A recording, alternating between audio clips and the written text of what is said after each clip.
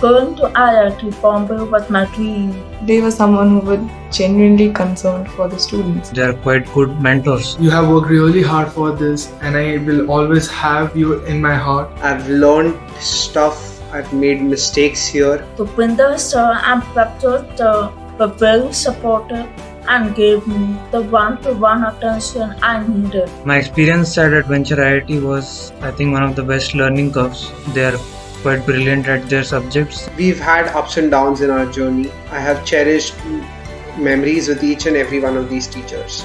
Since I am hearing impaired, it is tough for me to manage in a group of people. Thanks to their guidance, now I'm studying in IIT Kharagpur. This is what we see in their dedication and passion towards teaching them. In just 3 years of its inception, it has produced very encouraging results. It has helped me become a more responsible and hardworking individual. This helped in strengthening my conceptual clarity.